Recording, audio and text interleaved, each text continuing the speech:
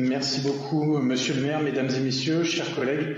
Juste en aparté, avant de commencer mon intervention, quand j'ai entendu les débats sur l'adhésion à l'association Invita et la façon qu'ont les élus de la majorité de se congratuler sur l'accueil des populations, quelles qu'elles soient, je vous invite juste à sortir de votre tour d'ivoire et à venir place de la République et rue de la République, voir les camps de SDF que nous avons.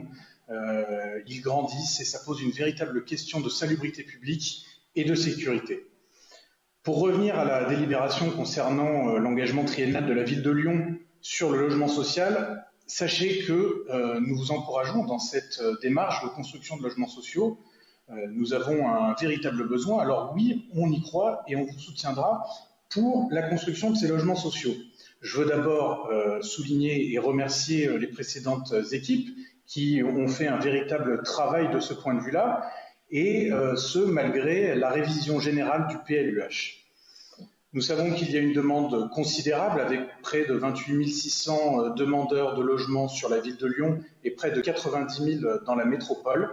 Et oui, on vous le dit, il faut des logements sociaux pour nos travailleurs, pour nos policiers, pour les pompiers et toutes les personnes que nous pourrons aider. Cependant, monsieur le maire, votre stratégie, elle nous inquiète un petit peu. Pour la résumer, c'est préemption, moins de densité urbaine, peu de programmes de logements libres, un encadrement des loyers, un gros endettement des bailleurs sociaux et donc un étalement urbain renforcé. Vous voulez préempter? Très bien, mais vous savez comme moi que cela coûte très cher et que vous pourrez faire 3 à 4 fois plus de logements sociaux dans des constructions nouvelles sur des programmes en accession.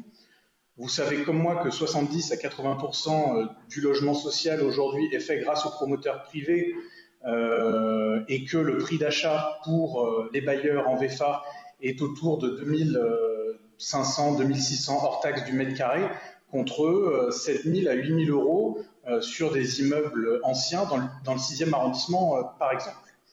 Et les conséquences de la faible production de logements sociaux, de logements libres, pardon, va poser un véritable problème, puisque nous avons l'équivalent de 15 000 nouveaux arrivants tous les ans dans la métropole de Lyon, qu'en moyenne ces dernières années, il y a l'équivalent de 3 000 logements libres qui ont été construits. On était autour de 7 000 en 2015. Et la baisse drastique que va engendrer votre politique de logement libre va générer un véritable problème et une explosion des prix d'achat. Et je sais que M. Michaud explique régulièrement que les prix n'ont cessé d'augmenter ces dernières années. Il a augmenté de 3 à 5, 6% en moyenne. Mais là, vous savez comme moi que si nous n'avons pas une production accrue, ce ne sera pas de 5%, mais peut-être de 15%, voire plus, que les logements vont augmenter. Et donc, votre politique, elle va être anti-classe moyenne. C'est les classes moyennes qui vont payer le plus cher le prix de cela. Vous savez comme moi que les riches s'en sortiront toujours, auront toujours les moyens d'acheter en ville. Mais moi, je suis très inquiet pour toutes ces populations-là qui ne pourront plus se loger à Lyon. Voilà, merci.